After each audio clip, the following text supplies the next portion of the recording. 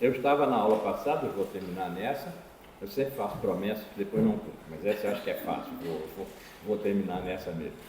É fazer uma espinha dorsal, assim, um esqueleto do pensamento de Heidegger, talvez não seja uma palavra muito aplicável a ele, mas da estratégia do pensamento do Heidegger. Para aí nós podemos entrar, vocês se lembram, quem já estava aqui há algum tempo, ou no semestre passado, ou no comecinho desse curso, né? Só teve 2 aulas, que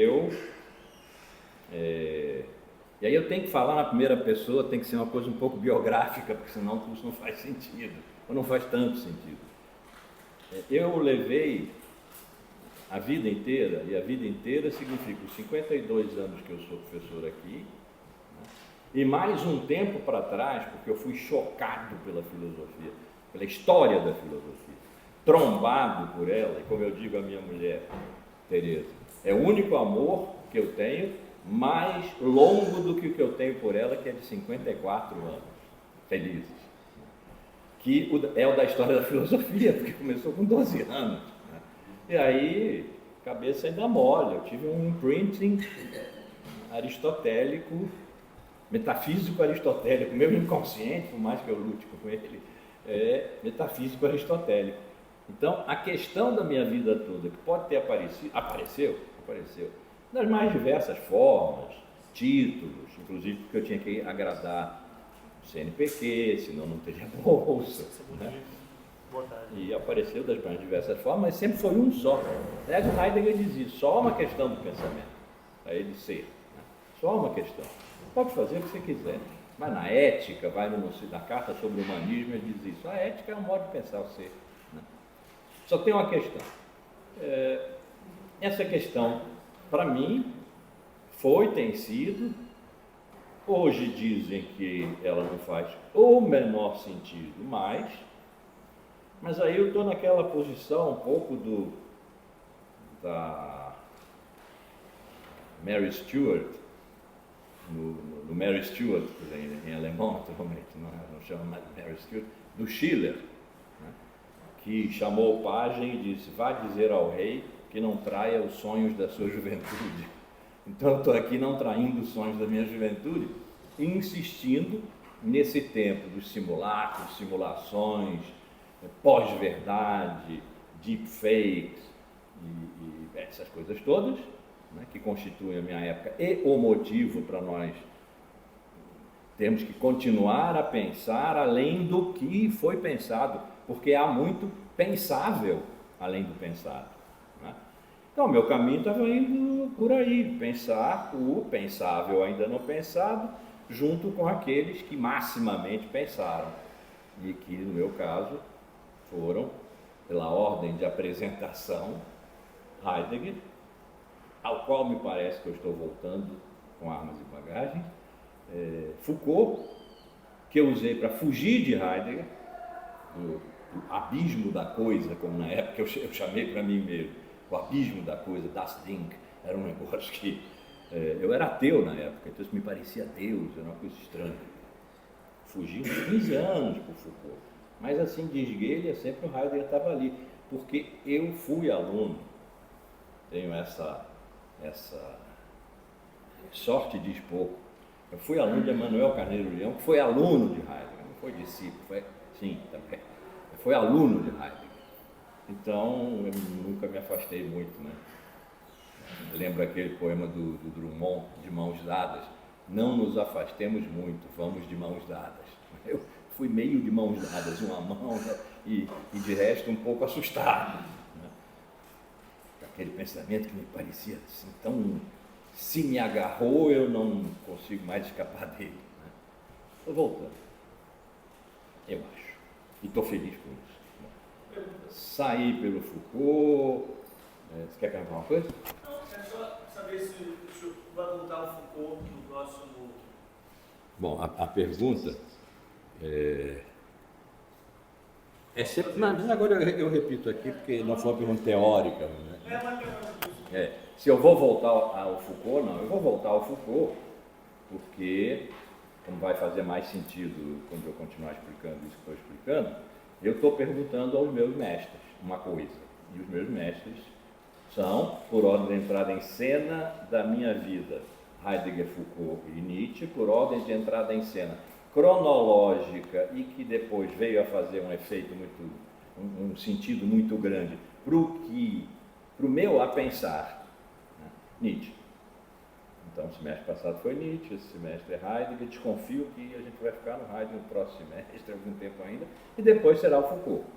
Talvez os últimos cursos dele no Collège de France, onde depois da gente se afastar muito, ele veio para um lugar onde eu me encontrava em casa, fizemos as pazes, fiquei feliz de novo.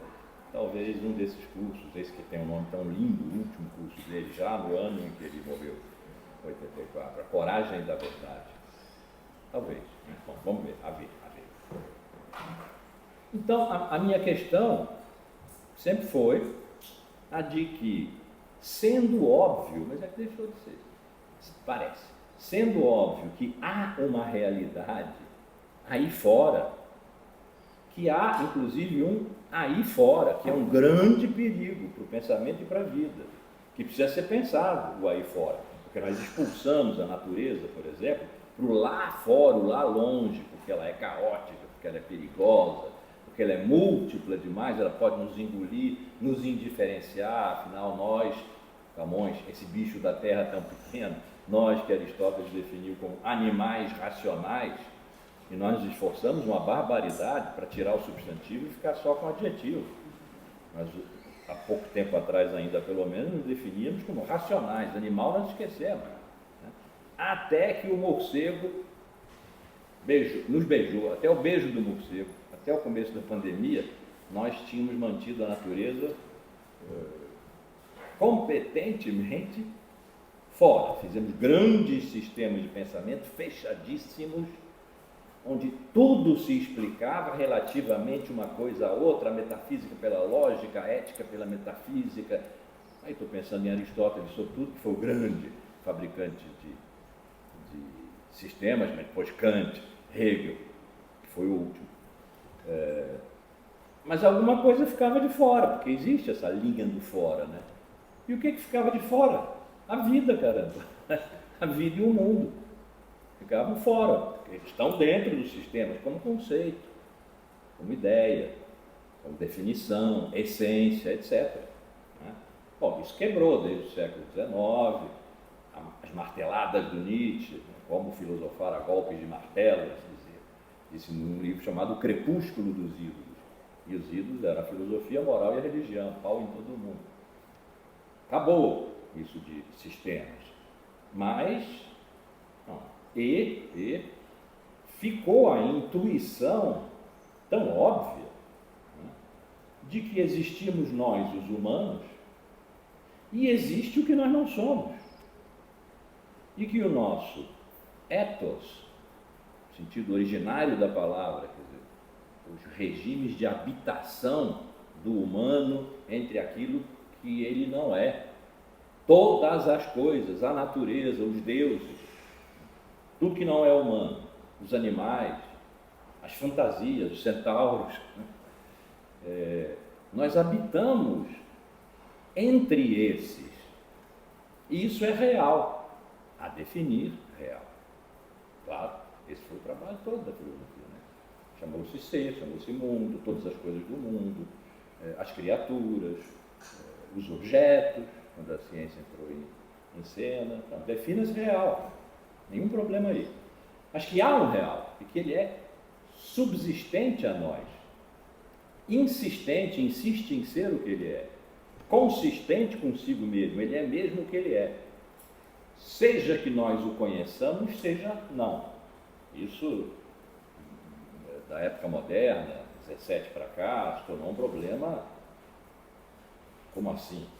Disse que Kant teria dito, né, que sem a nossa observação as árvores não caem. É preciso você ver. Ou então você tem uma aliança com o olho de Deus, ele sabe, e transmite para você. Bom, vocês verem o nível de complicação que ele chegou. Começou lá no século XIV, com Guilherme de Ocampo, que foi ele, não Virginia Woolf, que disse uma rosa é uma rosa é uma rosa.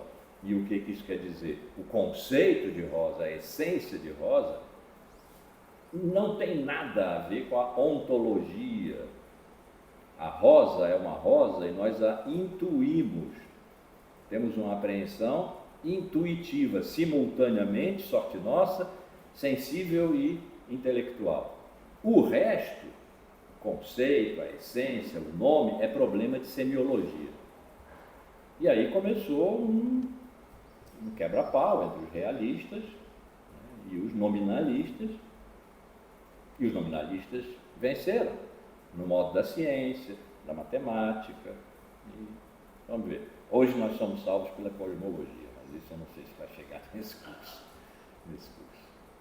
Eu fiquei com receio agora de dizer isso, porque Isaías foi cosmólogo. E já sorriu ali, ó.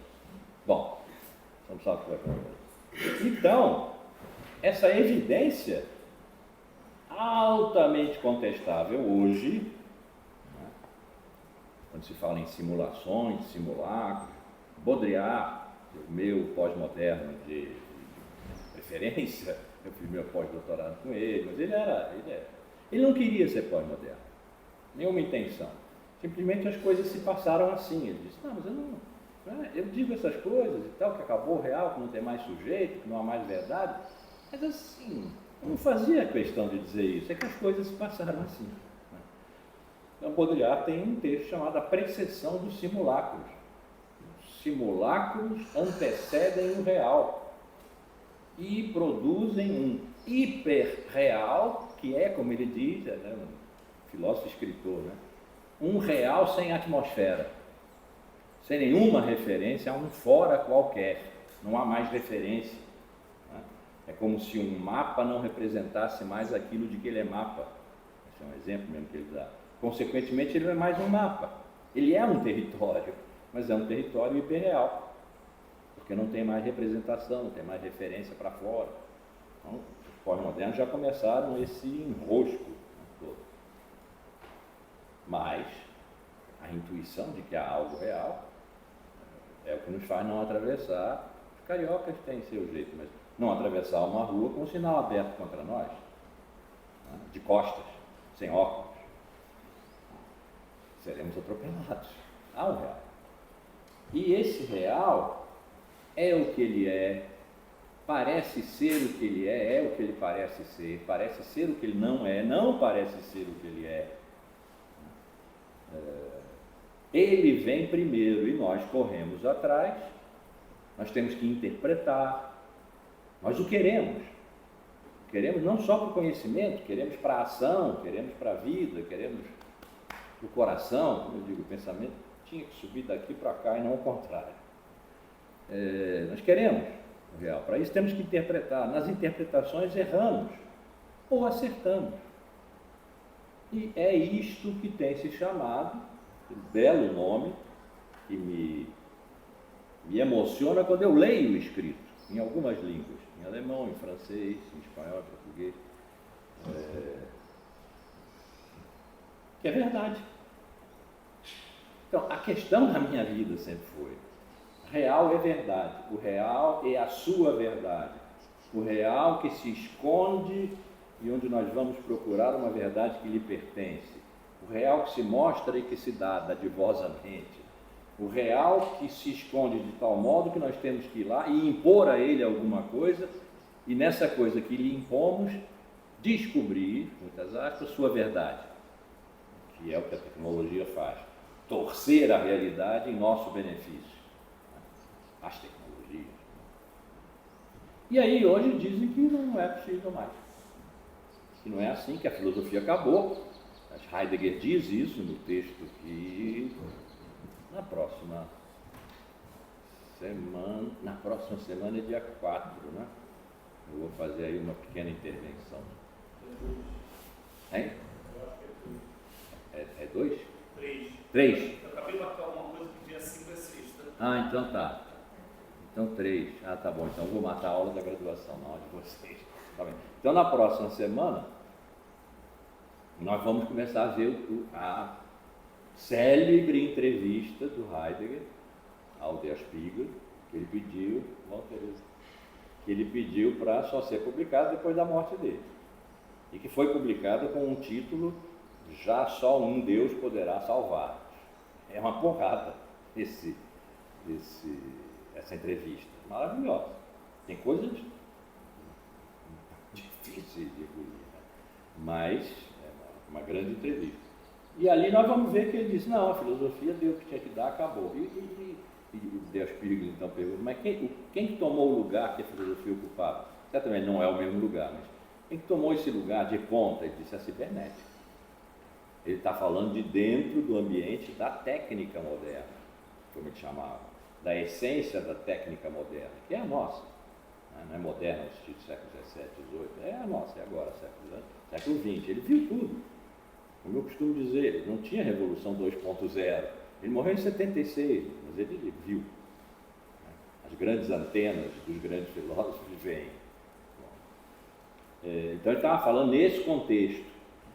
Nesse contexto ele disse: já só um Deus poderá salvar. E a filosofia acabou, e o que entrou aí é a cibernética.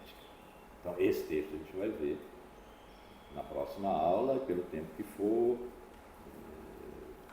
Vou fazer algumas conexões com a carta sobre o humanismo, com o poema dele sobre a experiência de pensar. E aí vamos entrar finalmente na leitura sobre a essência da verdade.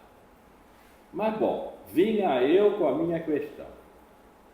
Feliz com ela, escrevendo um montão de coisas, que agora eu já sei porque que não foram lidas, porque não pertenciam mais ao nosso tempo, parece, né? O tempo também defina-se. E aí esbarrei num beco, dei de cara com um beco sem saída, né? Tentei durante 4 semestres resgatar a possibilidade de falar em realidade e verdade conjuntamente. Trouxe lá os pré-socráticos do século VI, eles vão entrar aqui porque é Heidegger, né? Trouxe Aristóteles, que foi quem formulou as coisas mais ou menos dessa maneira que eu estou falando aqui. Trouxe a cosmologia, até no último curso, antes do semestre passado de Nietzsche, botei no quadro negro um jogo de xadrez, em que havia a equipe dos distópicos, em que a rainha era a pós-verdade, e a equipe dos utópicos, em que o rei, foi o que nos ferrou, porque a rainha tem muito mais movimento, em que o rei eram os pré-socráticos. Perdemos. Quando eu botei isso no Twitter, eu disse: foi duro, disfarcei com um sorriso. Perdemos. E aí eu me dei conta disso. Se pensar, o bom pensar, que não repete, né? Se pensar é caminhar, isso não é nem avanço, nem recuo, nem para o lado, não, é caminhar. Pôr-se a caminho, estar a caminho, né? Mesmo que esse caminho seja para se perder. Heidegger tem essa expressão, e aliás, para quem já foi no YouTube, a imagem que tem lá é Heidegger caminhando na Floresta Negra, de costas, com a bengalinha aqui atrás, e a música que acompanha são acordes do adágio da última sonata de Beethoven, que quem deu para ele foi Hannah Arendt. Então, bem simbólico ali. Ele tem um livro chamado Holzwege, cuja tradução francesa foi Chemin qui ne mène nulle part, caminhos que não levam a nada. Então, um Holzweg é quando você está andando pela floresta e de repente acaba. Você está perdido? Pode ser, mas você sempre pode voltar.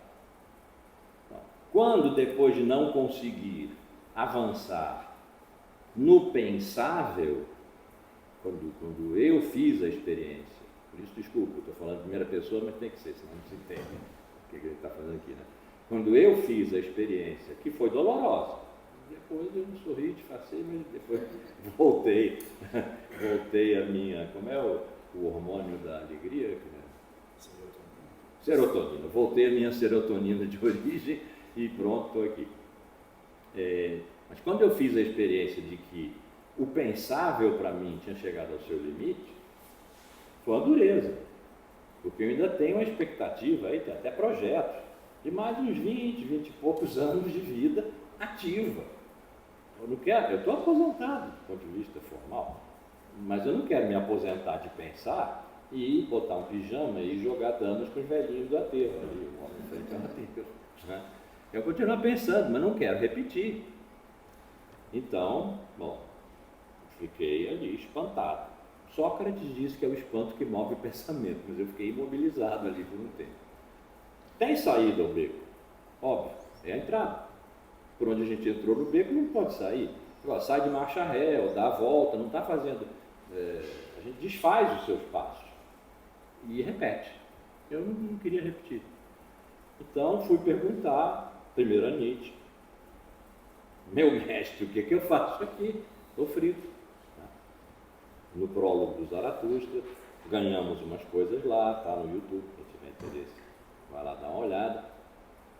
Sobretudo essa carta, a passagem, o buraco que nos leve ao algo, essa substantivação ficou, e eu bato ela em cima do já só um Deus poderá salvar-nos, que não é uma frase teológica, nem religiosa, trata de outra coisa, que a gente não sabe. Como o algo substantivado de Nietzsche também a gente não sabe. Mas tem uns embaraços aí, para nós pelo menos. Imagino para eles também. Meter. Senão o Heidegger não tinha pedido para eu só publicar depois da morte dele. Ele não queria prestar contas. E o Nietzsche nunca escreveu uma coisa dessa na sua obra publicada. Escreveu numa carta a um amigo que não divulgou. Quer dizer, depois as cartas foram publicadas, mas isso, a gente já estava morto há muito tempo. Então agora eu estou perguntando ao Heidegger. Eu estou voltando a ele, eu disse de armas e bagagens, porque de repente eu tive a sensação gostosa de estar em casa. Né? Fiz grandes excursos, grandes caminhos por aqui, por ali, fugi, né? Mas voltei. Acho, vamos ver, a corrida. Então, esse curso é um em que eu estou perguntando a Heidegger o que eu faço para continuar a pensar. Porque ele tratou disso. E desde o começo da obra dele, Ser e Tempo já é uma maneira de dizer a filosofia acabou, mas o pensamento não. E por que não? Porque houve os pré-socráticos. E os pré-socráticos pensaram, sumamente pensaram, no século VI, antes de Cristo. Houve os pré-socráticos. Se nós formos capazes de fazer um salto, a gente chamou de salto originário, a ideia de origem, uma ideia mega pregnante em Heidegger. Né? É como se ele dissesse, os rios correm, vão embora, vão para o mar, desaparecem, as águas dos rios que vão para o mar desaparecem, mas a fonte fica. A fonte é pura, ela dá ao rio o tempo inteiro.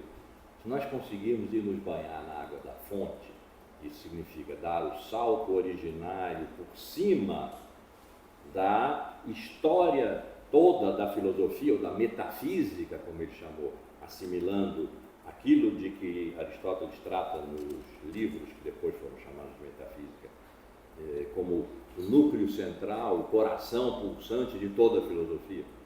Então, se nós conseguirmos superar a metafísica para trás, e cair no território dos pré-socráticos e pensar, não vamos mais ser pré-socráticos, claro.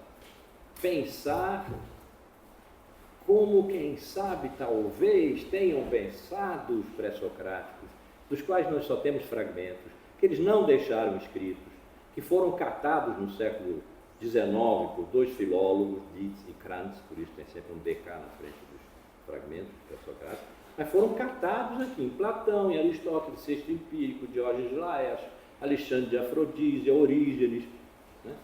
E não tinha dois pontos, abre aspas, fecha aspas, no pé de página, de Éfeso, Heráclito, perifísios, em torno da natureza, né? Eles eram chamados de físicos, esses pré-socráticos. página tal. Né? Por exemplo, na sua física, Aristóteles diz que tudo é regido por 4 causas, ou por 4 dimensões de causalidade: a material, formal, a eficiente e a final. Alguns, no entanto, como Tales, o primeiro deles, declarou que é a água o elemento comum de todas as coisas, porque as raízes são úmidas, porque aí já era Aristóteles.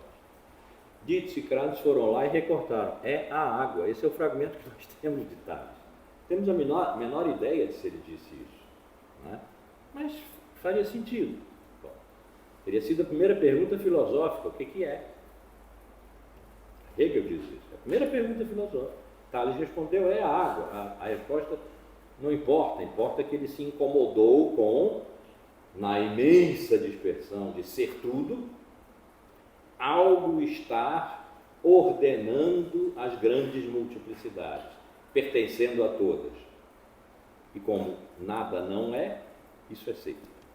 E é. O que é ser? É a água. E assim dos outros. Heidegger considerou 3 deles, Heráclito e Parmênides, de quem há muitos, os 2 fragmentos, e Anaximandro, que tem 2 dificílimos, né, como os pensadores originários.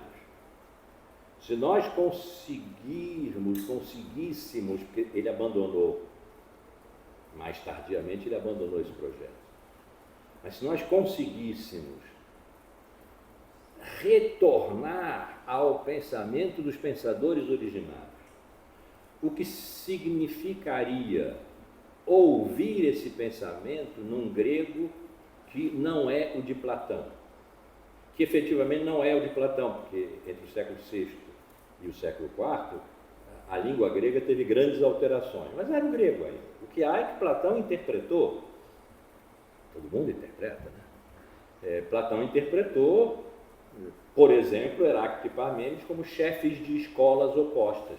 É altamente duvidoso que as coisas tenham se passado desse modo, mas assim foi que Platão definiu e pegou Parmênides para si, para fundar a filosofia. O diálogo Parmênides de Platão é possivelmente o mais difícil da obra dele, onde Sócrates aparece, o jovem Sócrates, que ele era mais moço, bem mais moço do que Parmênides. Pegou Parmênides para si, Parmênides, que diz que tudo é uno, imóvel, imutável. Ele não escreveu assim, mas as palavras aparecem no mesmo correr de 17 versos. Então, foram pinçadas assim: uno, eterno, imóvel e imutável. Enquanto Heráclito dizia que tudo flui, também ele não disse isso, ou pelo menos não está nos fragmentos encontrados dele, né? Encontrados nesse sentido, de Dietz e Krantz, mas que tudo flui, que ninguém entra 2 vezes nas águas do mesmo rio, que no mesmo rio entramos e não entramos, somos e não somos. Enfim. E Parmênides passou um pito em Heráclito. Não passou. Heráclito não aparece no poema de Parmênides, mas coisas que Parmênides diz parece que podem corresponder ao que, quem sabe, Platão pensou que Parmênides era. Porque Platão diz: Parmênides é o mestre dos sofistas. E os sofistas eram os arqui-inimigos dos filósofos, sofistas do século V. A filosofia, a rigor, filosofia de escola, nasceu para convencer o povo de Atenas de que havia verdade, sim, de que a natureza não era um puro caos sem nenhum princípio de inteligibilidade, que havia verdade. Ela era custosa, implicava em muito trabalho, muita paciência, precisava de método. A ideia de método só apareceu aí. Precisava de método, a dialética, a lógica. Nós temos que nos empenhar muito. Sócrates, então, eu gosto tanto dessa história que eu acho que eu conto umas 4 vezes por curso, vou contar de novo. Sócrates tinha um amigo, Sócrates é o fundador, como Jesus teve a sabedoria de não deixar nada escrito. Tinha um amigo que foi ao templo do deus da sabedoria, Apolo, em Delfos, e perguntou. A pergunta era claríssima, porque aí tinha uns enguiços de vez em quando. A pergunta era confusa, a resposta era confusa. Depois o sujeito vinha reclamar e Apolo dizia, não, mas não foi o que você perguntou e não foi o que eu respondi. Mas a pergunta foi claríssima, quem é o mais sábio dos gregos? E Apolo, no sem pulo, é Sócrates. E o camarada voltou feliz da vida, disse, Sócrates, você é o mais sábio dos gregos. E aí Sócrates teria dito, a gente já sabe que ele não disse, mas devia ter dito, eu, tudo que sei é que nada sei. Quem que falou que eu sou mais sábio? Foi Apolo. Ah, bom, aí temos um problema, porque o Deus nem se engana nem mente. Então eu não sei o que é que significa que eu sou o mais sábio dos gregos, mas vou ter que empenhar minha vida nisso. É sacrílego eu simplesmente passar batido e dizer, Apolo se enganou, não sabe de nada. Eu que sei, eu que sou o mais sábio dos gregos. E da sua ignorância fundou a filosofia como amizade, filia, ao que não se tem, ao que ele não tinha, Sofia. E a filia tu Sofia, a amizade, a sabedoria, tendência na direção da sabedoria, que nunca se terá, porque é divina. A filosofia nasceu aí, e foi imediatamente traída por Platão e por Aristóteles, porque ambos acharam que tinham encontrado. E aí montaram suas escolas, para ensinar o que tinham encontrado. Mas bom, isso é uma outra história, era só para contar a história de Sócrates, que eu acho linda, linda. Fundamento da busca da sabedoria é a ignorância. E nós vamos acabar sobre a essência da verdade com Heidegger dizendo que o fundamento da verdade é a não verdade, a errância. Der Mensch irrt, solange er strebt. Enquanto o homem se agita, ele erra. Mas erra no sentido de errar e no sentido de vagar. Então, vamos encontrar isso em Heidegger também. E é mentira que tenha sido por isso que eu trouxe para cá, porque eu gosto muito dessa história. Mas faz sentido.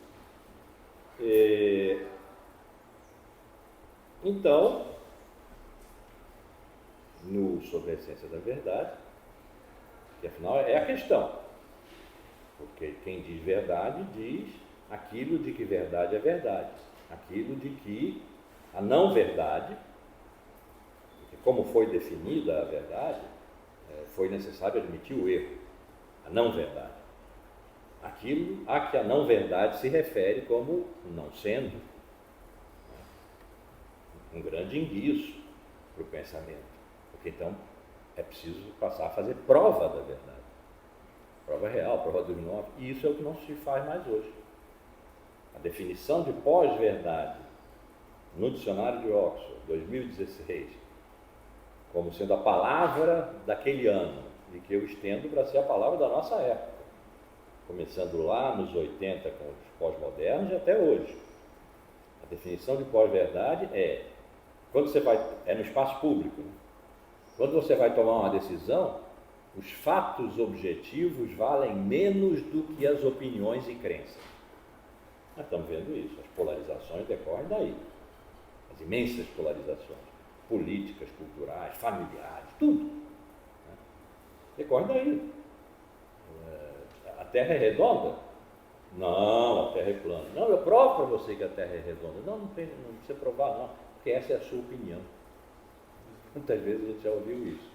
E aí não há mais o lugar do meio, aquele onde a gente se sentava, um banquinho, um violão, um tambor, uma canção, e conversava. Os gregos na ágora, os romanos no fórum, que não era só o lugar onde se ia discutir direito, os medievais nas universidades, os modernos na praça pública. E assim, as divergências se sentavam para conversar, havia boa fé. Talvez de má vontade, o cara acha que sabia. Mas o outro também achava, então vamos sentar para acertar as contas aqui. E daí, segundo o modelo que Platão inventou no século IV, inventou, é um estilo literário, uma forma literária que não havia, o diálogo, que ele tirou possivelmente da prática dialógica de Sócrates na Ágora, e que deveria ser a essência da filosofia. Saber e não saber, sabermos e não sabermos, eu sim, você não, você sim, eu não, vamos sentar, vamos conversar. Não tem mais. O lugar do meio, nesse momento, não tem mais, porque para ter lugar do meio não pode ter polarização, que é excludente e é mortal. E há polarização porque a verdade não existe mais e as opiniões e crenças, aí também a religião entra no espaço público, as opiniões e crenças valem mais que os fatos objetivos. Agora defina-se objetivo essa altura. E fatos. As fake news, deepfakes, defina-se fatos.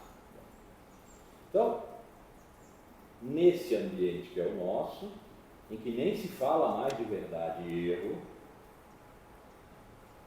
porque não há erro. Desde que haja consumo, não tem erro. As simulações, os simulacros, as produções, todas feitas para consumo, inclusive as nossas imagens, vai no Instagram, todo mundo está feliz. Para ser consumida a semana, para dar cliques. Quem sabe a pessoa monetiza e vive daquilo. Né?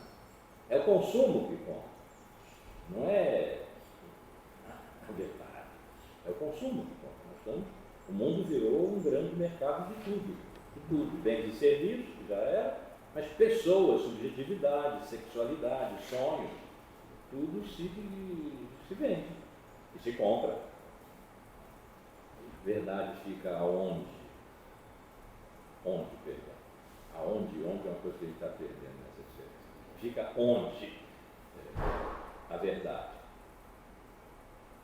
Tinha uma resposta que rimava com onde, mas não vou dar aqui porque isso vai ao ar.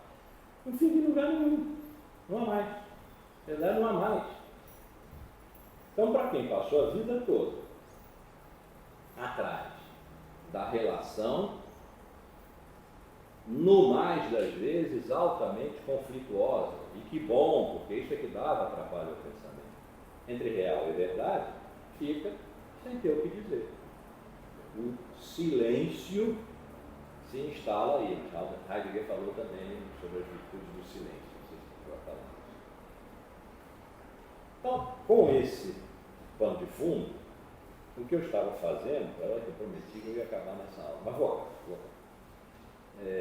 Eu estava apresentando Heidegger, o esqueleto de Heidegger, para depois nós entendermos em que lugares ele estava quando escreveu as coisas que escreveu e que sinalizam para mim um refresco, um bálsamo, um caminho, um Holzweg, mas pelo menos vou estar andando, né? Vou estar caminhando para o tormento de não mais pensar ou repetir.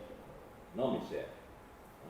Para não me serve significa problema seu, que pode não ser mais possível mesmo. Aí eu não sei o que eu vou fazer daqui. Eu gosto muito de cantar. Sei, entro para a noite e vou cantar nas boates. Não sei. Bom, tem uma pergunta aqui. Tem uma pergunta. Faz no microfone que é do pessoal. Isso que você falou da pós-verdade, né? Fatos objetivos valem menos do que opiniões e crenças. Mas não poderia se dizer que isso também era o caso, por exemplo, na Idade Média, com o discurso religioso tendo tanta importância?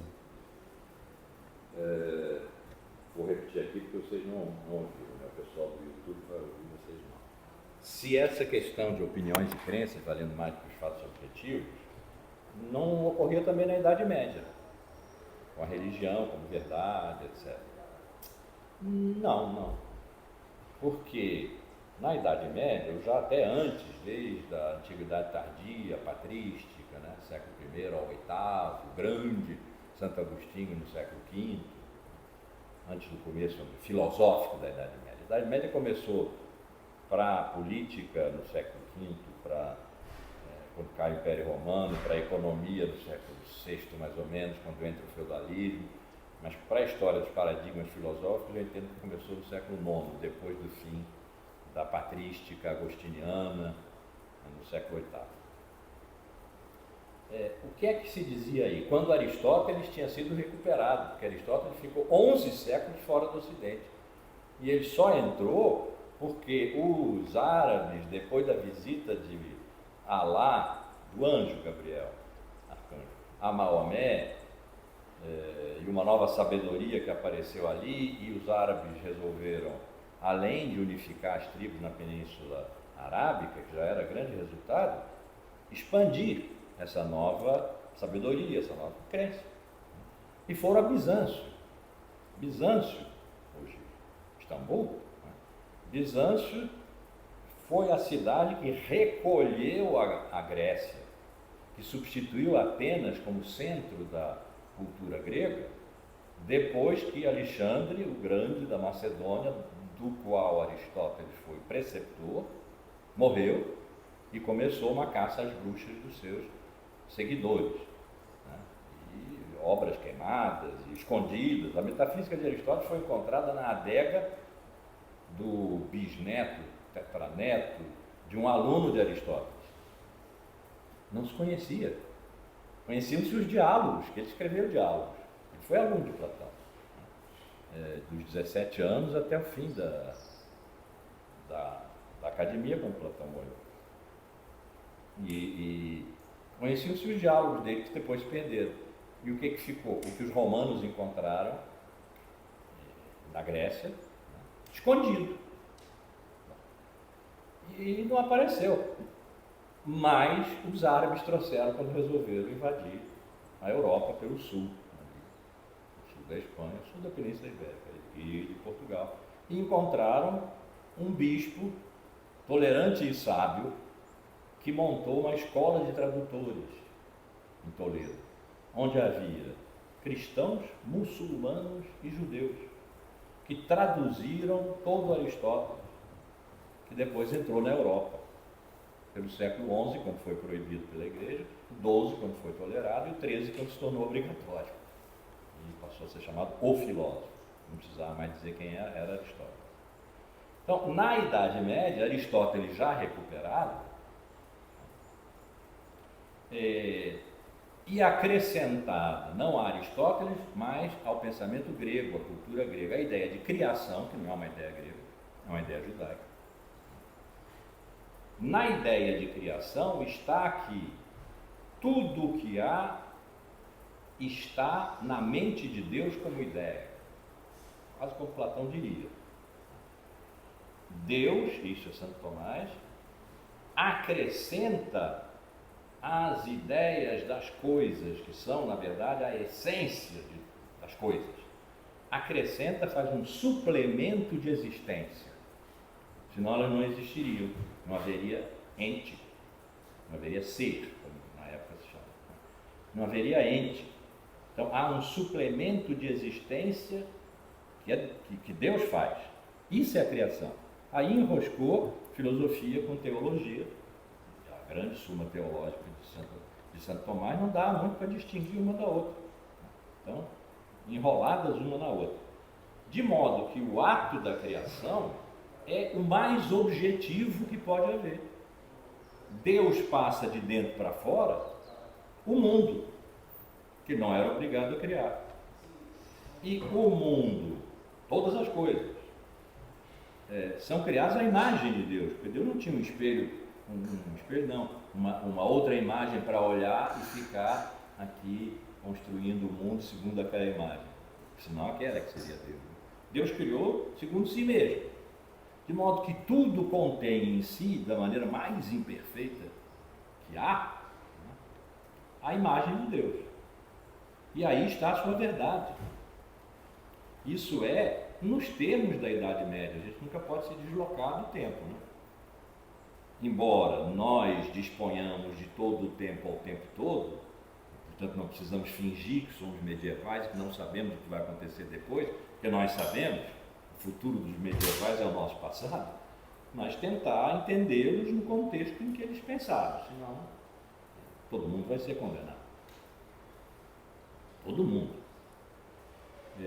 Então, ali, se havia algo objetivo, eram as coisas.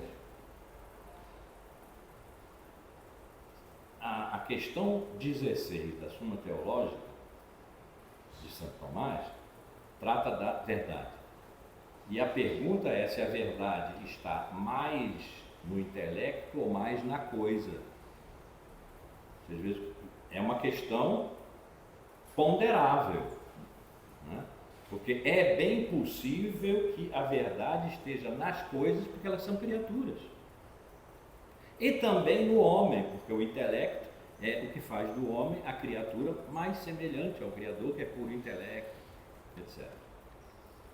E a resposta foi que está nas coisas, mas está mais no intelecto. Agora, de um modo tal que ficou caracterizado que verdade é a adequação de coisa e intelecto, conexão, correspondência, adequação de coisa a intelecto. E depois o pensamento, possivelmente o pensamento veio do pensamento árabe e foi acrescentado por um filósofo menor, um filósofo medieval, o inverso. Então ficou como se fosse a definição medieval de verdade, a adequação da coisa ao intelecto e do intelecto à coisa. Então não pode haver maior objetividade. A questão da objetividade é que não era uma questão para ela. Ela apareceu no século XVII, quando foi preciso fundar as ciências e dar conta da sua verdade, da eficácia da sua verdade. Aí entrou uma nova estrutura, um novo esquema, que foi sujeito e objeto. Não havia isso antes, sujeito e objeto. Mas agora não. Agora as crenças não precisam se justificar em nada que seja seu fundamento. Lá na Idade Média tinha que ter fundamento. E o fundamento era Deus e o ato da criação. Acredite-se ou não se acredite nisso hoje. Não é um problema para os medievais, eles não pensaram hoje. Mas agora, no momento em que nós estamos vivendo, não precisa de fundamento nenhum para se ter uma opinião. Tem que ser opinião, é isso. E essa opinião, no mais das vezes, é tão escandalosamente contrária aos fatos, né, que nós não podemos nos compor com quem tem essa opinião e brigamos.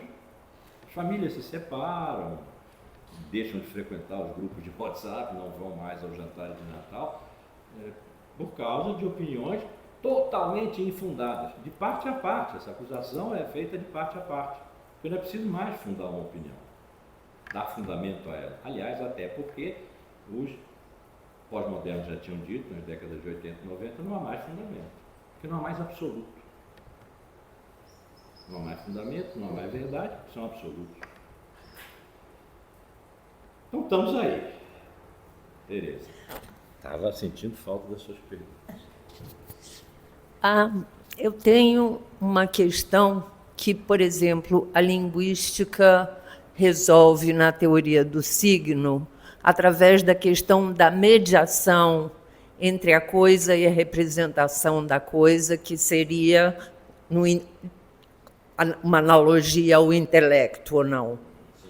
Então, essa questão da mediação seria, talvez, a questão da conversa, da interação, ou não. Enfim, isso veio à minha... E uma outra coisa que também veio, uma outra analogia que veio à minha mente também foi a Picasso.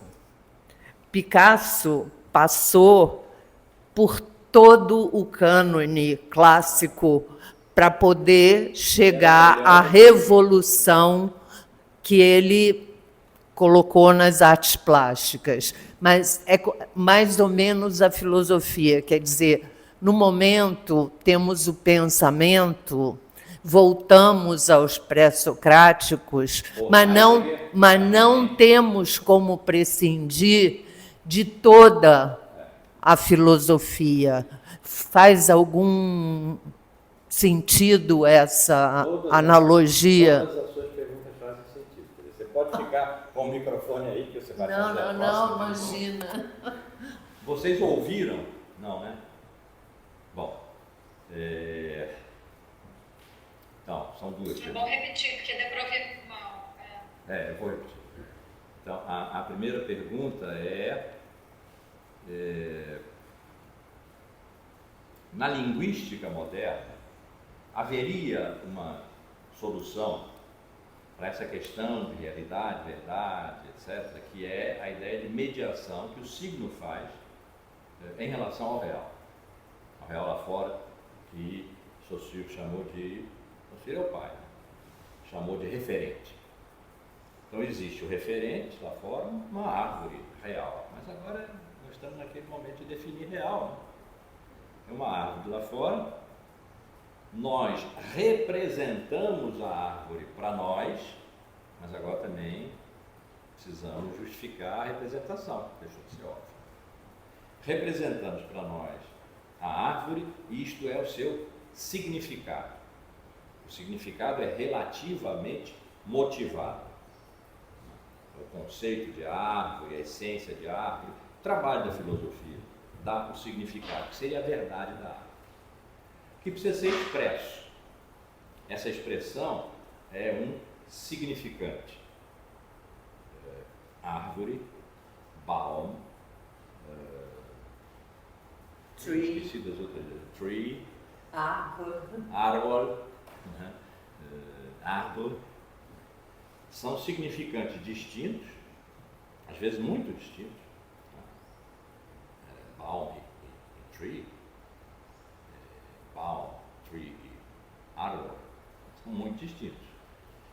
Então, a conexão entre o significante e o referente lá fora é arbitrária, mas é mediada pelo significado, que esse não é arbitrário, é a verdade do referente lá fora. Então, essa é uma visão realista que a linguística traz e que tem uma evidente implicação filosófica. Isso quer dizer, uma árvore não é uma árvore, é uma árvore. Uma árvore é o conceito de árvore, é a noção de árvore. A imagem mental, que é a palavra que Saussure mais usa, a imagem mental de árvore, que é a árvore para nós sujeitos, partilhável com todos os outros sujeitos através do significante. E os significantes são diferentes entre si, mas é para isso que existem os dicionários de sinônimos e antônimos. Entramos em acordo e pronto, tocamos adiante. Essa estrutura é a estrutura da comunicação. Existe um alguém que é fonte de uma comunicação. Essa fonte codifica a informação que quer transmitir. Essa codificação é emitida, e não pode ser emitida por qualquer emissor, porque se ela for sonora, não é pelo papel que vai ser emitida, então tem que se escolher bem o emissor, e um canal corre, quanto mais limpo ele for e menos ruidoso, melhor, para poder, na outra ponta, um receptor, seja, eu estou falando aqui, o aparelho auditivo de vocês, o receptor, quando a Teresa falou dali, vocês não ouviram. Isso quer dizer, o canal estava ruidoso. A informação tem que ser 4 vezes superior, falando só em termos físicos, ao ruído do canal para poder se impor. Então agora eu estou passando para vocês, vocês estão ouvindo o que a Teresa disse. O aparelho auditivo de vocês é o receptor. Se eu codifiquei bem, vocês decodificam o que eu disse. E vocês são os destinatários, aqueles a quem eu destinei a informação. Se vocês não entenderem bem, vocês retroagem sobre mim e pedem um feedback, até que a gente chegue a uma compreensão. Essa é a verdade. Aí está a verdade. E o esquema, portanto, da verdade é de que há algo a ser comunicado, esse algo é comunicado pelo seu significado, através de significantes, que são os sinais que atravessam o canal e que, portanto, fazem mediação. Isso é o que desapareceu. Quando a comunicação era de um a todos,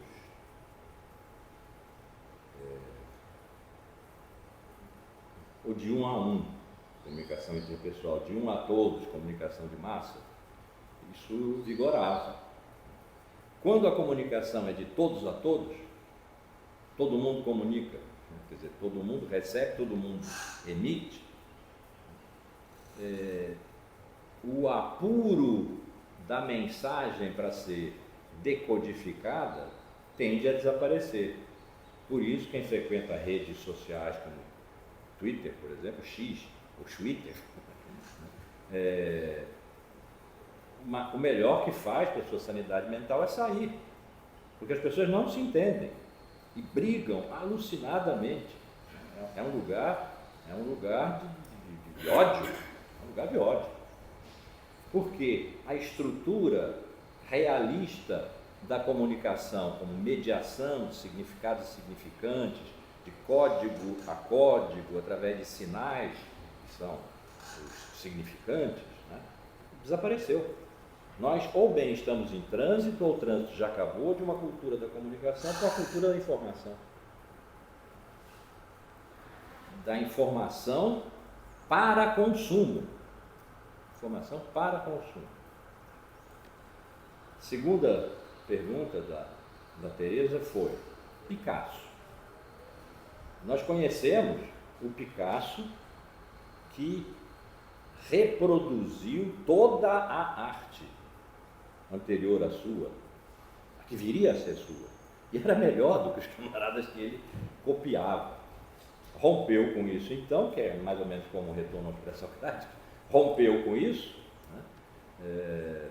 Mas não pôde prescindir da história total da pintura para poder fazer a ruptura. E nós poderíamos estar num momento semelhante a esse. Espero até que sim. Vamos adiante. Olha que eu fiz uma promessa que eu já estou no risco de não cumprir. Então, na aula passada, eu vou botar rapidamente aqui no quadro, para recuperar para vocês. Aí,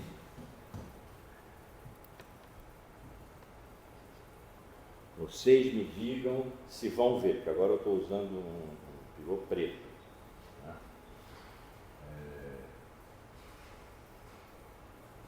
Vem isso? Sim? Tá. Heidegger representou a filosofia mais ou menos assim. Significa, ela é histórica, tem começo e fim, é um segmento de reta, não é infinito. E ela começou no século IV e acabou no século XX. A pergunta é, acabou? Agora vem a cibernética? E nós paramos de pensar? Não, porque filosofar e pensar não são o mesmo. Peraí, deixa eu recuperar aqui como eu falo, Temples. Filosofia, tarefa de pensamento. Isso é um poema que Heidegger escreveu, não é esse.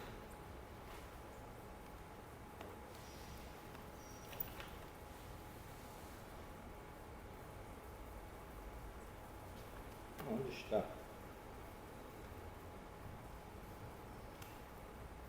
É bom ler o cara quando ele disse coisas fabulosas. Está aqui.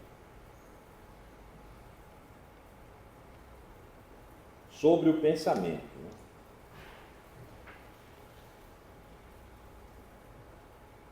Ele diz, vou sentar, 3 perigos ameaçam o pensar. O bom perigo, e por isso benfazejo, é a vizinhança do poeta que canta. Essa passagem do bastão para o poeta a gente vai ver. O mau perigo, e por isso mais agudo, é o pensar mesmo. Deve pensar contra si mesmo, o que apenas raramente consegue. É o movimento que a gente vai ver agora, é o salto originário. O pensamento que se pensa contra si mesmo para recuperar a potência de pensar. O pior perigo, e por isso confuso, é o filosofar. Bom, né?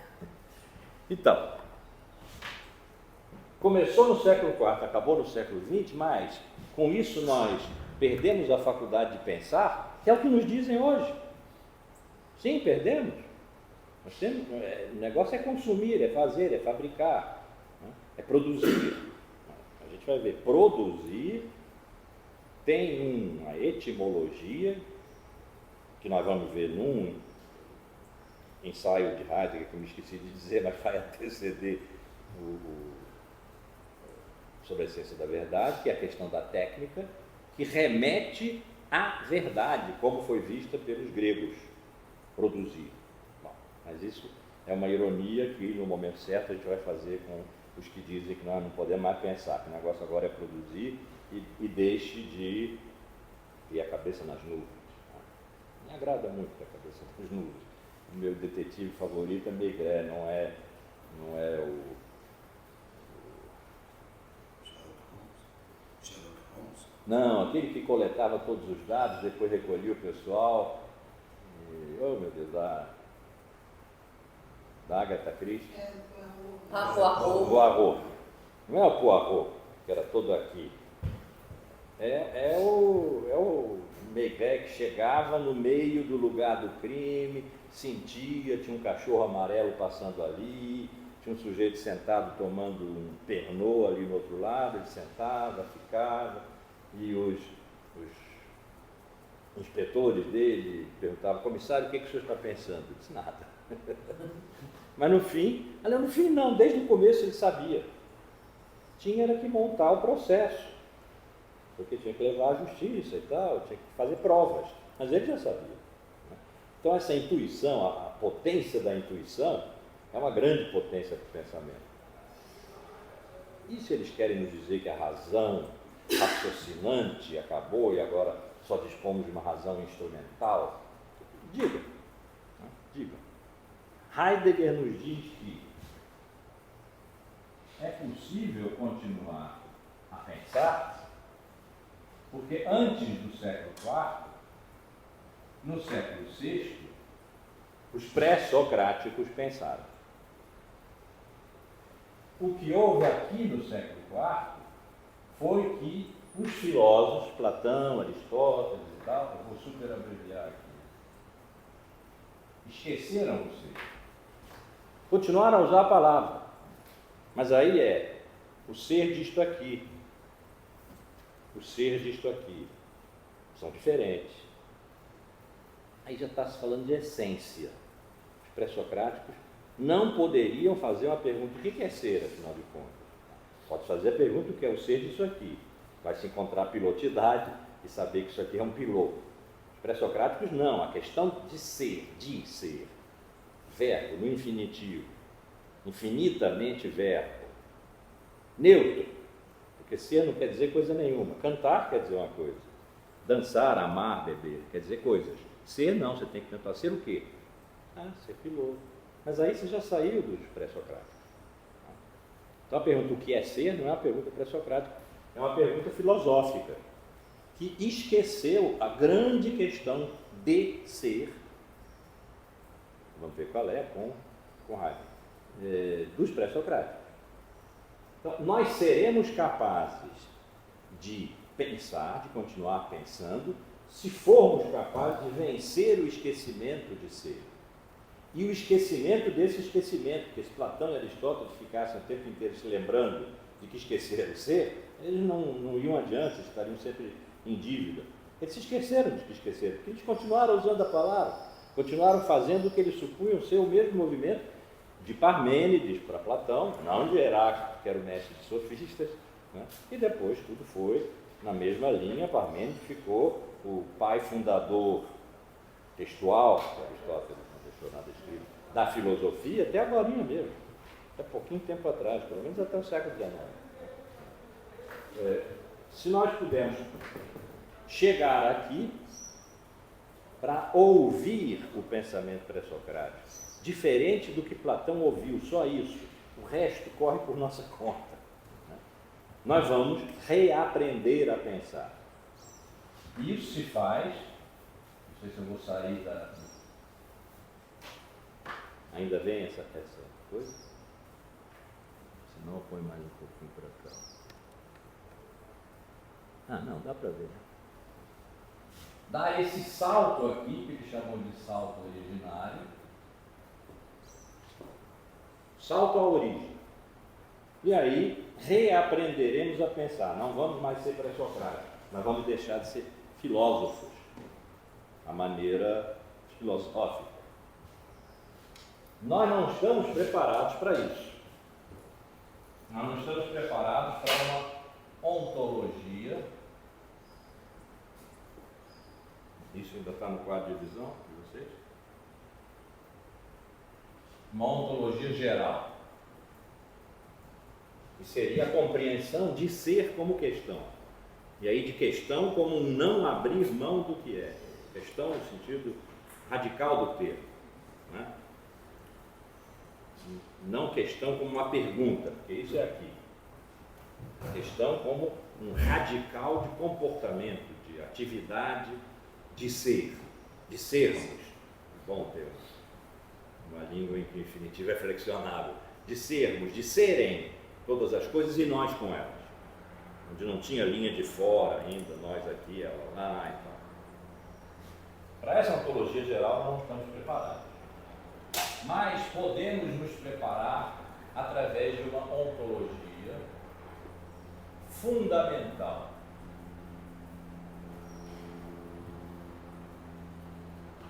E que é um pé dentro e um pé fora da filosofia. É uma tentativa de começar a se arrancar da filosofia para preparar o salto originário para o qual não estamos preparados. O que a filosofia fez, essencialmente? Qual é a carne do esquecimento de ser? É que não se trata mais de ser, trata-se dos entes. Isso aqui é um ente, participe presente de ser.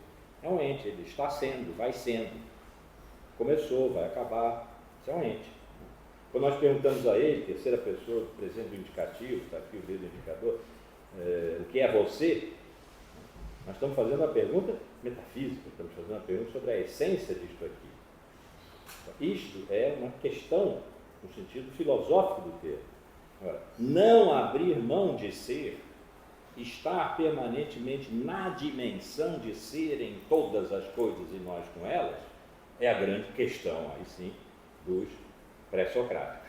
Vamos preparar isso, mas não podemos sair da filosofia porque não estamos preparados para uma ontologia geral. Mas vamos botar um pé dentro, um pé fora, um pé dentro, um pé fora, e ver que revolução relativa vamos ser capazes de fazer. Então, qual foi o barato da filosofia? Foi o esquecimento de ser. Isso quer dizer, a substituição de ser por ente.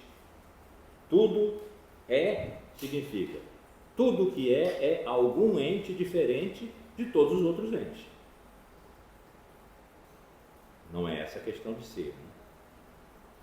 Então, o que é que Heidegger faz? Esqueçam os entes. Todos menos um. Todos menos um. Porque há um só ente especialíssimo, a cujo modo de ser, os filósofos chamariam essência, a cujo modo de ser importa. Que é esse ente, é na medida de ser, que se inquieta com ser, com a possibilidade de não ser, e pergunta obsessivamente o que é, o que é, o que é. Esses somos nós, o homem. Para não usar a palavra homem, está sobrecarregada de humanismos, que ele desqualificou, ele usa então uma palavra da língua alemã corrente, a que ele deu uma substância filosófica, pensante, desafiadora, que é Dasein. Sein, ser, e dá aqui presente.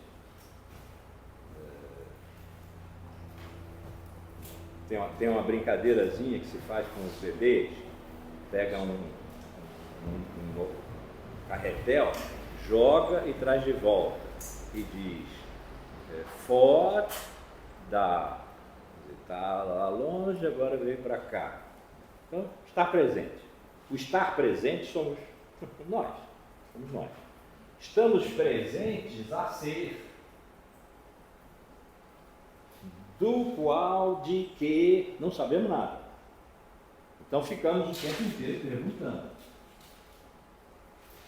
Essa pergunta, aqui é um pé fora da filosofia, né?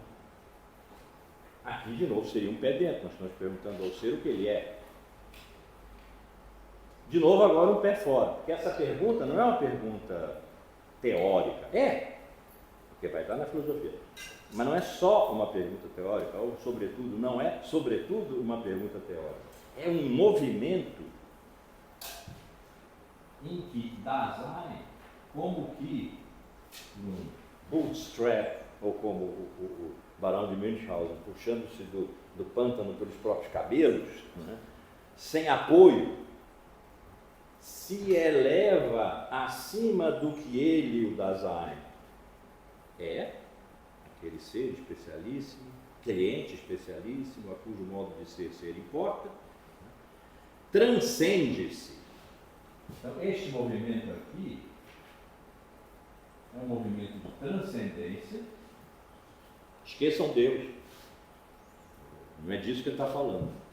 É um movimento de transcendência que é o movimento que Dasein faz para se aproximar do sentido de ser, ou seja, da verdade.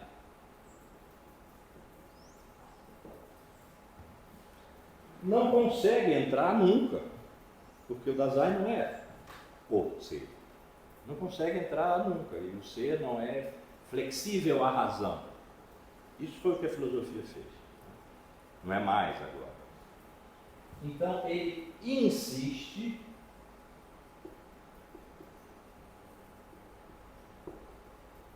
em entrar, mas ele fica fora. A existência, a insistência em entrar, que nunca se completa na entrada e que, portanto, não toma posse daquilo de que não pode mesmo tomar posse, e que é o término da transcendência como movimento de existir do Dasein. A existência é a essência do Dasein. E isso é botar a filosofia de pernas para baixo, de cabeça para baixo, pernas para cima, né? Porque na filosofia toda a essência é que tem a primazia, é a grande coisa, é a rainha. Existência é, por exemplo, o fato de que esse pilô aqui é preto e esse aqui é vermelho. Os dois são pilôs, mas esse tem uma dimensão de existência, de concretude, de individuação, diferente desse. Portanto, não é essencial. Pilô não tem cor. O conceito de pilô não tem cor. Então não é essencial. A existência, ou o acidente, como também se chamou, não é importante. Quer dizer, é importante, mas não é o que define. Agora o que Heidegger está dizendo aqui? Este ente especialíssimo, a cujo modo de ser pertence, que se inquieta com ser, que se transcende para compreender ser, que não consegue, nesse não conseguir tem sua essência. Então, a essência do homem é a existência. Daí Sartre tirou o existencialismo e Heidegger disse, não, mas então eu não sou existencialista. Começou assim, né? Começou assim. O grande livro de Heidegger se chama Ser e Tempo, o grande livro de Sartre se chama Ser e Nada. Então, esse movimento aqui é um movimento de fora e dentro da filosofia. Tem coisas aqui que a filosofia não pode aceitar. Não pode aceitar que só haja um ente, que os outros sejam inautênticos, como ele chamou.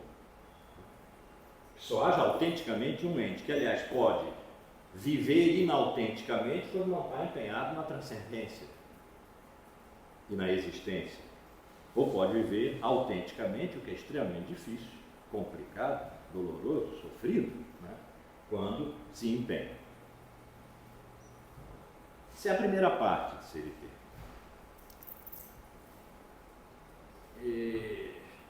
E ele se deu conta de que, bom, eu fiz aquilo que podia ser feito, mantida esta estrutura. Quer dizer, existe uma relação entre o Dasein e ser, que de vez em quando o Dasein consegue interpretar o que é ser e supõe ter chegado à verdade.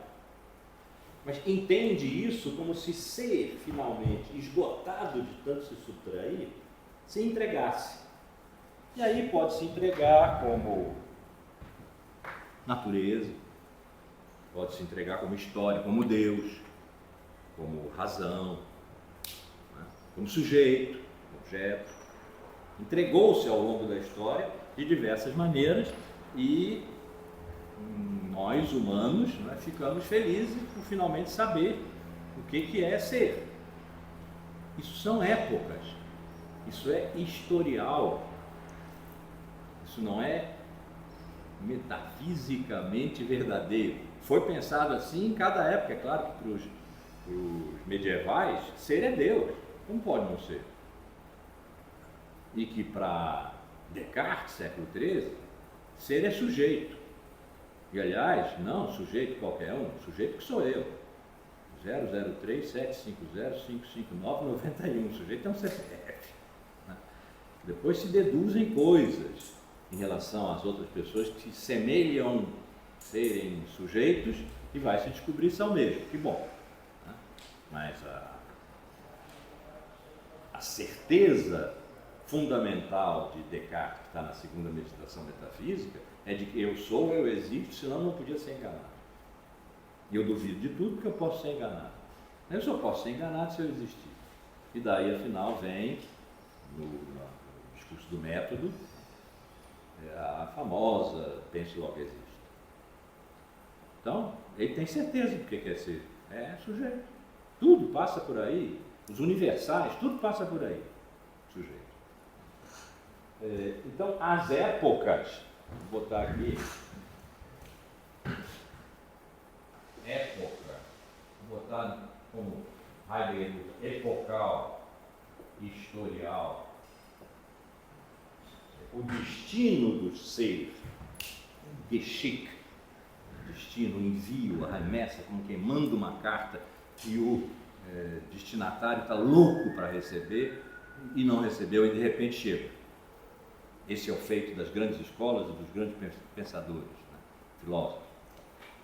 Aí ele pensou, bem, eu dei uma no prego, outra na ferradura, acendi uma vela a Deus, outra ao diabo, fiz bons avanços na fundamentação de uma ontologia geral, mas não cheguei a completar essa fundamentação. Não estou ainda preparado para a ontologia geral.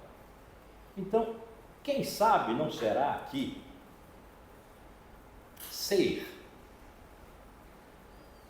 se deixaria surpreender melhor se, em vez de perguntar pela verdade, pela sua verdade, a rigor, o que nós estamos fazendo? Perguntando quem é você.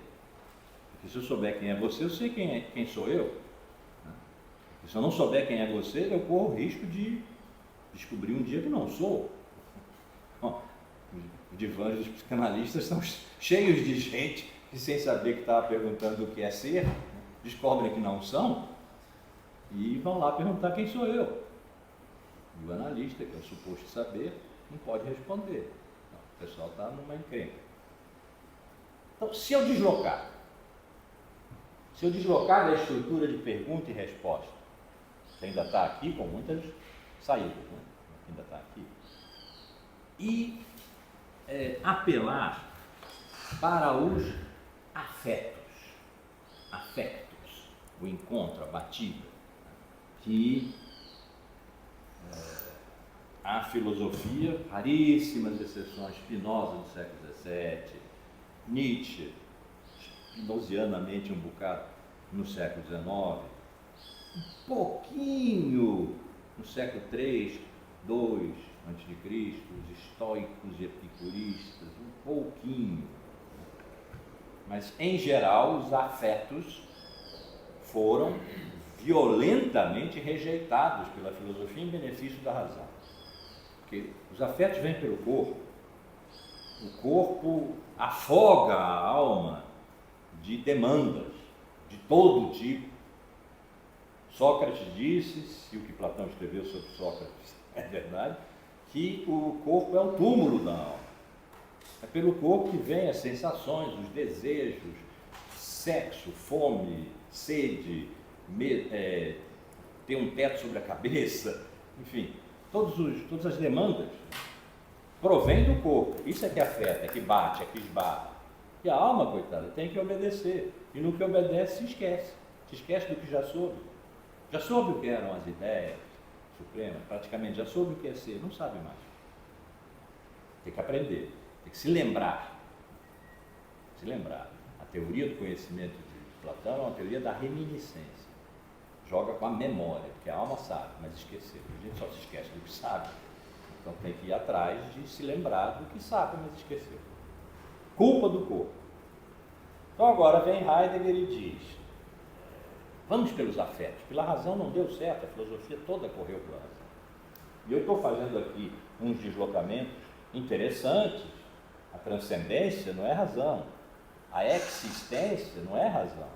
Que a existência seja a essência do homem é uma inversão da razão clássica, da razão filosófica. Mas eu continuo aqui perguntando quem é você e interpretando e achando que a minha interpretação em épocas é uma resposta que ser dá a quem ele é. Vamos deslocar. Vamos aos afetos, que ele chamava de tonalidades afetivas. E aí ela analisou uma por uma. Medo, raiva, ódio, todas. E verificou que todas têm objeto. Se se sabe o objeto, pode-se remover o afeto e não ser mais afetado. E é o que as medicinas, as terapias e a própria filosofia, né, quando enfatizam a razão, fazem, fizeram. Mas tem um afeto, um affectus, que não tem objeto, que é vazio de objeto. E esse é a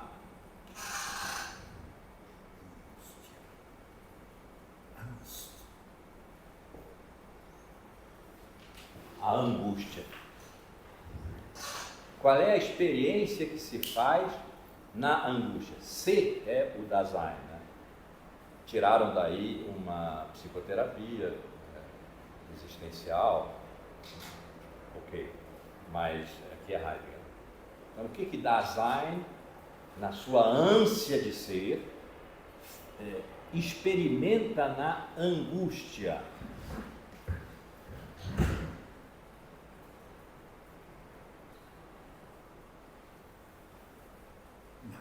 Nada. A angústia é vazia de objeto. Mães que perguntam aos filhos, filhas, mas filho, o que é que você tem? Qual é a resposta? Nada. É porque não sabe mesmo o que é que tem. Não sabe e não saberá. Vai fazer análise. Freud tem um texto sobre a angústia, mostra como ela paralisa, né? E uma série de consequências horríveis. Mas o pensamento de Heidegger aqui, o que ele está dizendo agora? A experiência mais radical do Dasein, a angústia, mais radical, porque não tem objeto, portanto, não se mistura com os entes, não depende mais de entes, não está mais fazendo pergunta, quem é você?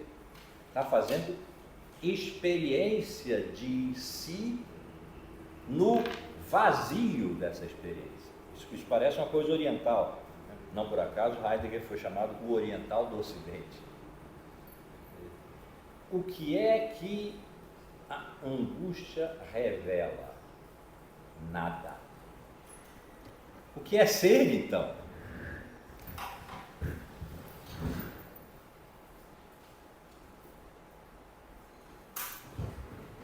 Nem se pode dizer ser é nada, porque isso seria dizer que ser é alguma coisa, que é, a saber, nada.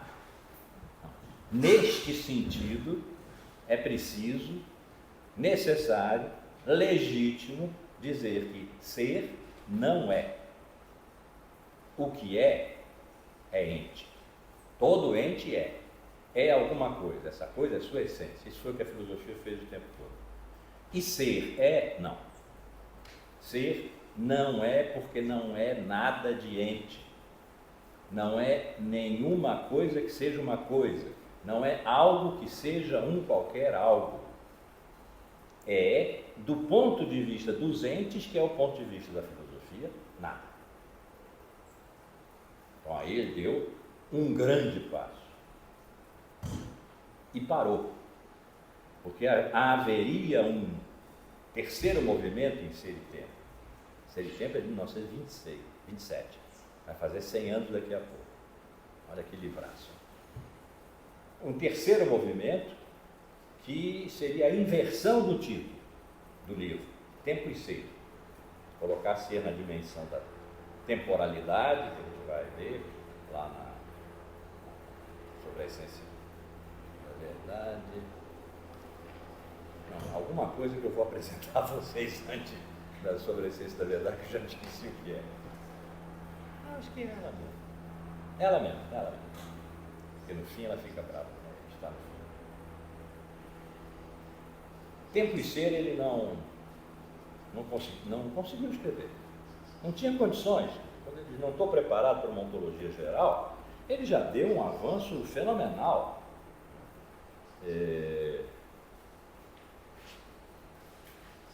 Em 27, a conferência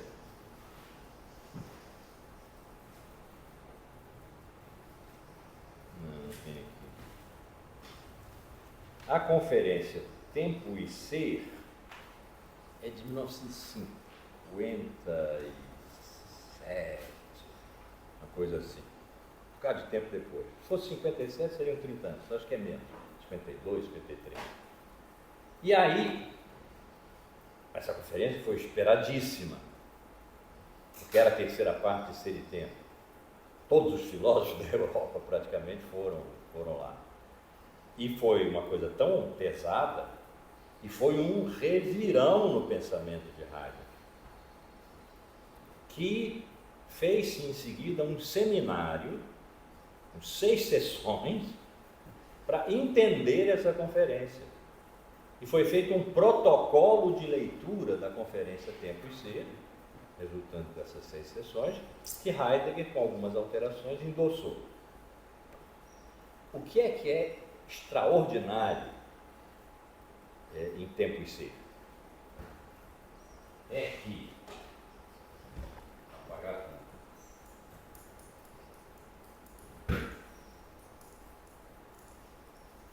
Isso vem dito num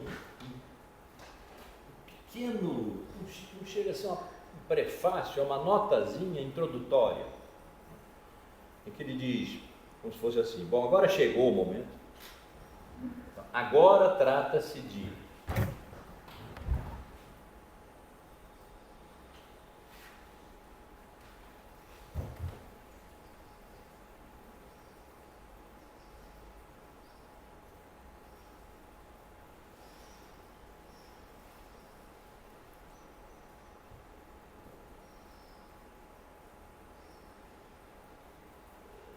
pensar ser sem nenhuma referência a ente.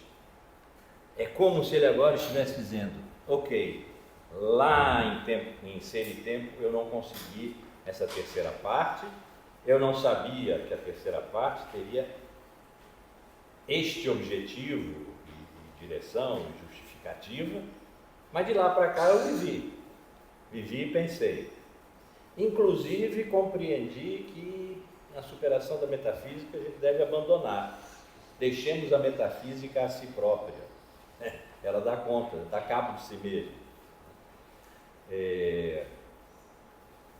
Percebi que, e depois escreveu, percebi que nem os pré-socráticos, nem Heráclito, que no entanto lhe deu o nome e o chamou Logos, soube o que é ser.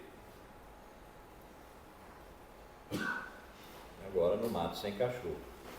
O salto originário precisa ser abandonado, mas nós já demos passos tão importantes em separar o pensamento. Eu li há pouco para vocês aqui, como é a fala no Testamentos, né, da experiência do pensar, as vizinhanças do poeta e a pior, a filosofia. Já demos passos importantes para, se não sair disso, talvez sair não seja a questão, entrar de outro modo. E qual é o outro modo? Nenhuma referência a ente. Ainda tinha aquela, um ente só, o Dasein. Chega, acabou o Dasein. Qual era a estrutura da primeira parte de Ser e Tempo, em que Dasein perguntava o homem? Ele voltou a usar a palavra homem sem pudor. Então, o homem perguntava incessantemente, o tempo todo o tempo da história, a ser o que ele é. E fazia movimentos na sua existência na direção de tocar ser. Portanto, não era simplesmente pergunta e resposta como na filosofia. Ainda tinha esse modelo, mas não era isso. Tinha transcendência, existência, como essência do Dasein, o viver autêntico. O Dasein ali era essencial. Por isso que essa ontologia se chama fundamental. O Dasein estava no fundamento dessa filosofia, dessa ontologia. Ontos, o ser, é uma ontologia, está apontando para o ser, mas só pode apontar para o ser, está passando um avião aí, vamos esperar. E é um ente, né?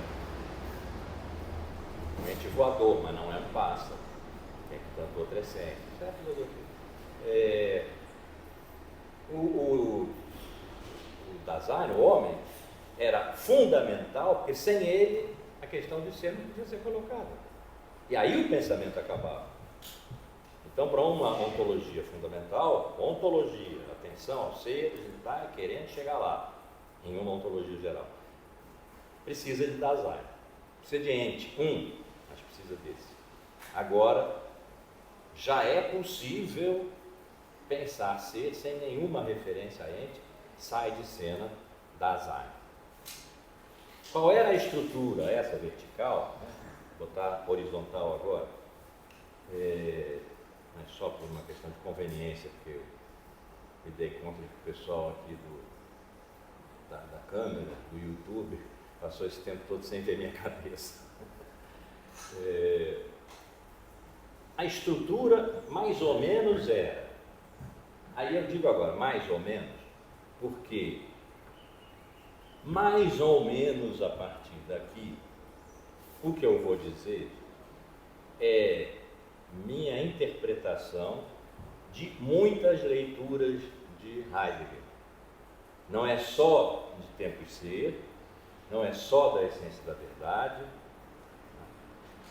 não é só da questão da técnica, tem várias coisas que lidas e não simplesmente sintetizadas, e dizer, bom, isso aqui é uma síntese de Heidegger. É arrogância dizer diante de um filósofo do qual alguém disse que só tinha igual em Aristóteles, que eu tentei pensar um pouco adiante, mas é isso que é o pensamento, né? Tem que pensar um pouco adiante. São os pequenininhos filósofos, pensadores, sei lá, formuladores de palpites, né?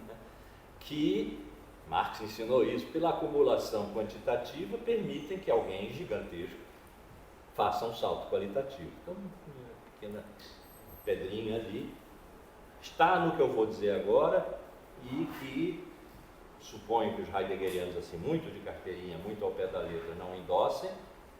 Eu não sei se Heidegger gostaria, mas nessa altura não tem como perguntar. Que é o seguinte, o que ainda está, ser era, em relação a Dasein, doador. Doador de sentido. Eu sou Deus. Dasein ouvia assim. Eu precisava ouvir alguma coisa. Eu sou Deus. Ou eu sou Logos. Sou sujeito. O que for. O ser aparecia ao Dasein aparecia ao Dasein é que torna o Dasein perigoso agora. Ele tem que sair. Ele não tem mais que ter opinião aqui, parecer a ele, nada. Como um doador. Sem Dasein, ser é dom.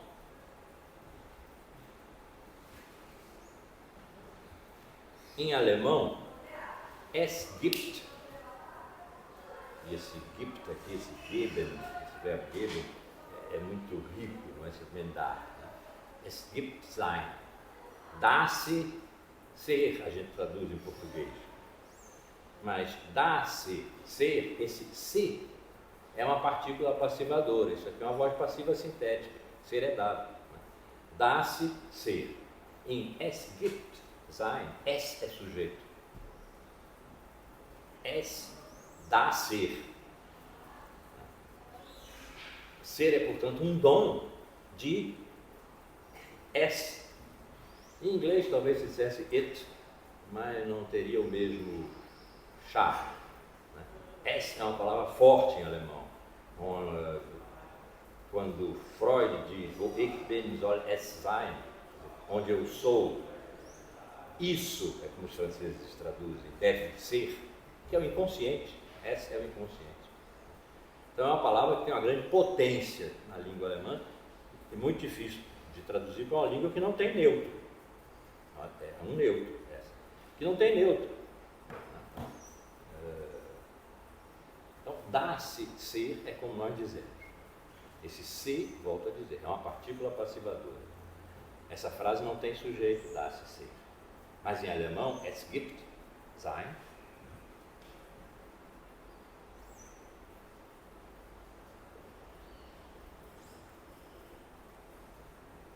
Quer dizer, a ser.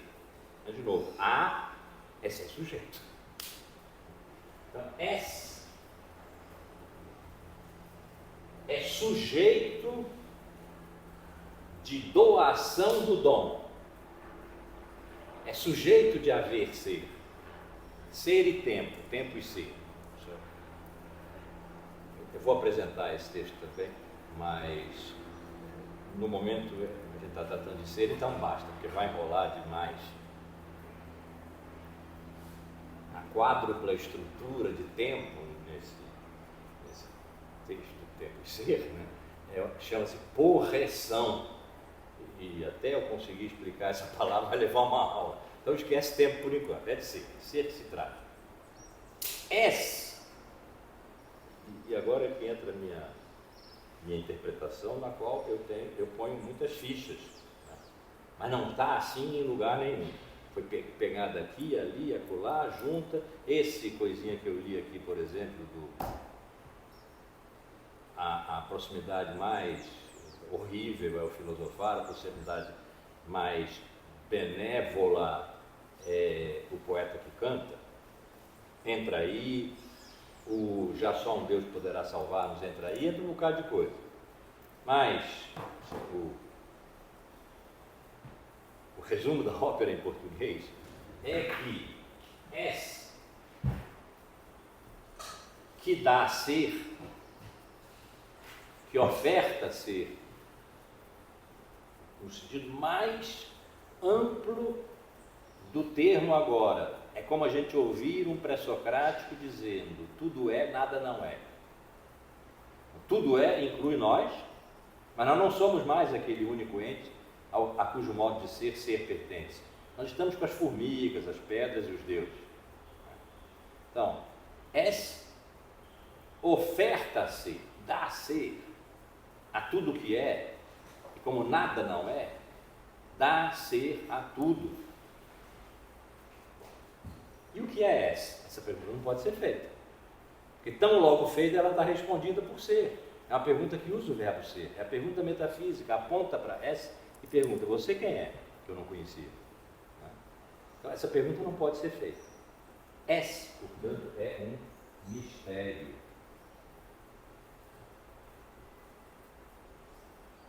É essa ideia de mistério que não se encontra bem no Heidegger. Ele fala em enigma, rätsel, mais assim, mistério mesmo, mas dá para tirar de lá, dá para tirar de vários lugares. Quando eles aparecerem eu vou dizer para vocês. É mistério. Um mistério não é um enigma.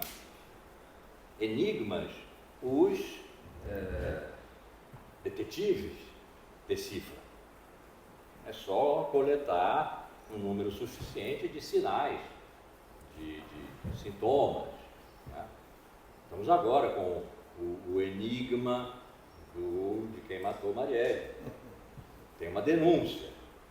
Essa denúncia dá sinais, mas esses sinais têm que ser corroborados, porque o denunciante pode mentir. Tem que ser corroborados por fatos externos. Os fatos externos terão tal ou qual proveniência, pode ser uma gravação, pode não sei o quê. Então vai se juntando coisas até chegar ao fim do processo. Se chegar bem ao fim do processo, a gente vai saber quem matou Marielle. Se chegar mal, a gente não vai saber. Um enigma é assim, trata-se de saber, não saber. Aqui não se trata. O mistério é, isso no é uma frase que Heidegger não diz, mas que está lá. Não vou provar isso a você, mas vou mostrar quando aparecer. Se eu me lembrar, mas vocês vão me lembrar.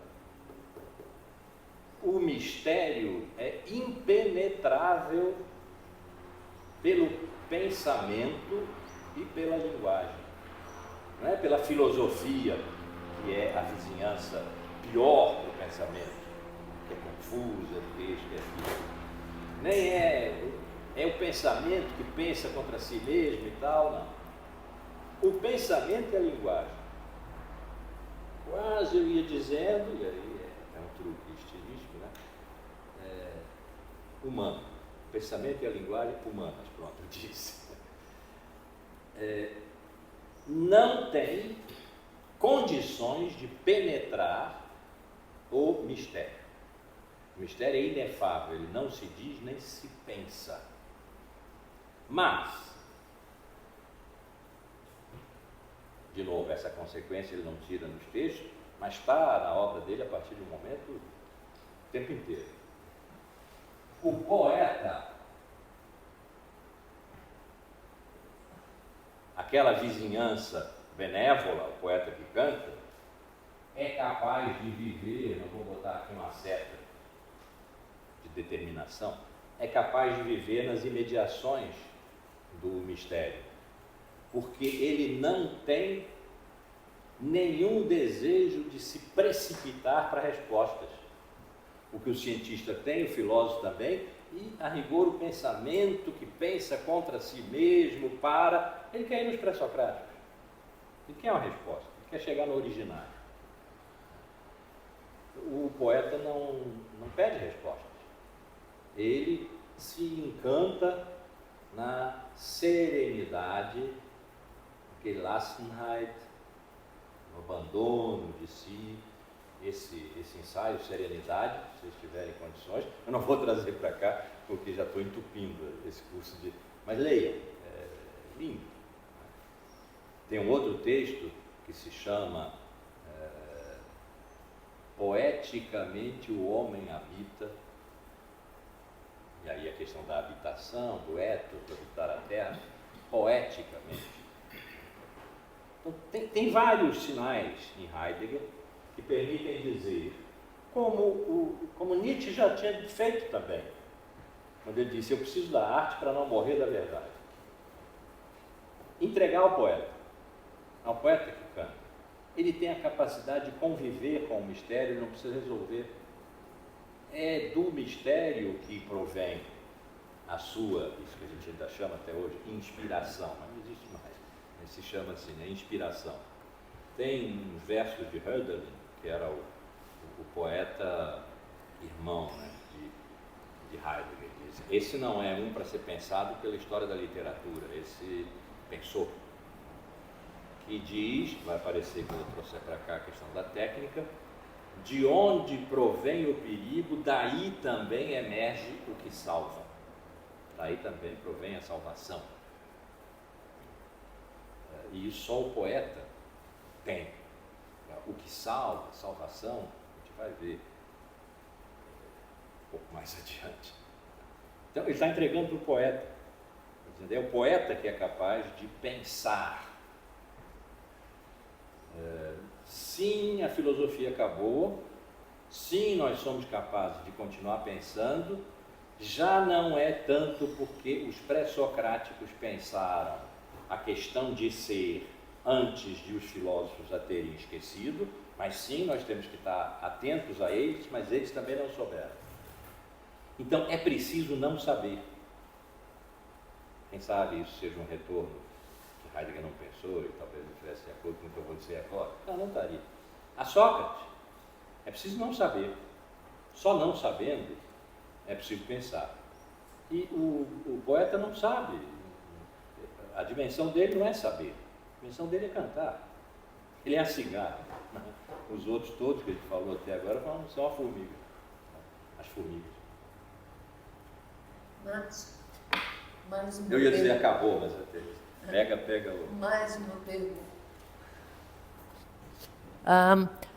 Poeta, quer dizer, eu sou absolutamente leiga, meu Heidegger, meu Nietzsche, através do Márcio Tavares do Amaral. Então, o que eu pergunto é o seguinte: poeta é stricto sensu ou lato sensu? Poeta é o artista, a arte. Poeta é o que faz vir o que não está da sua ocultação.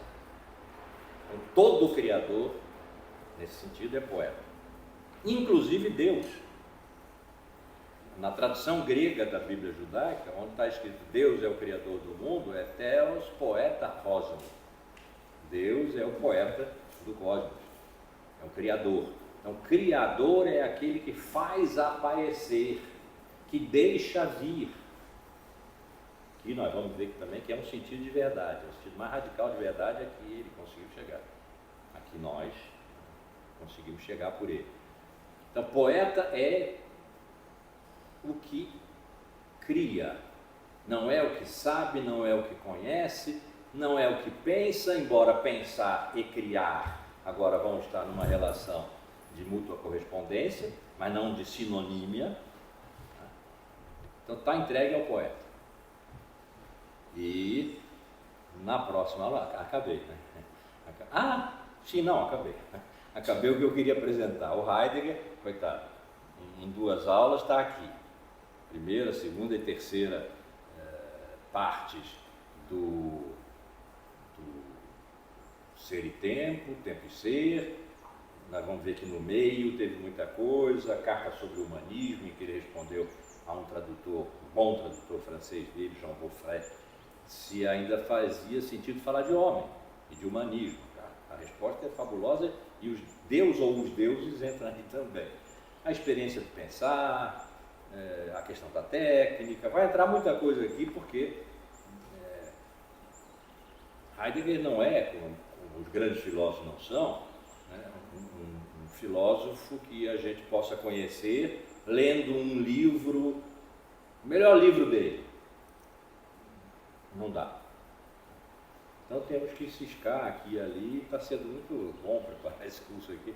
A ciscada está sendo, as ciscadas, né? Ontem eu estava em Santo Tomás, tendo a questão 16 da Suma Teológica, a questão da verdade, correspondência, equivalência, adequação e tal.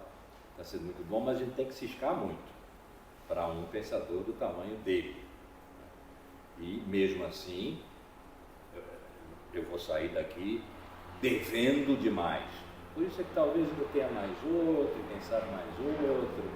Bem, a ver, eu no começo disse, eu acho que voltei para casa, de armas e bagagem. Pode ser, pode ser. Então bem, pessoal, obrigado pela companhia, a quem está aqui, a quem está aqui, a quem vai estar lá.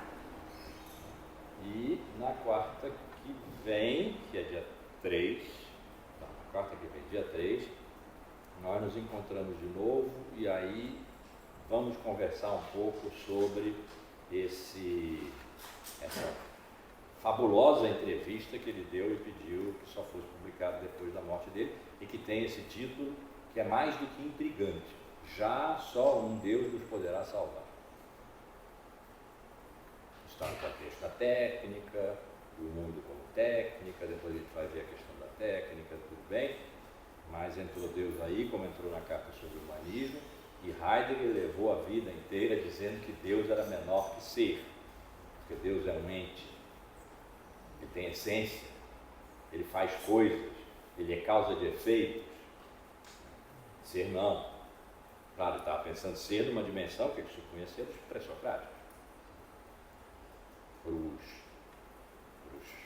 filósofos, ser é o sumo ente, Deus é o sumo ente, é o então.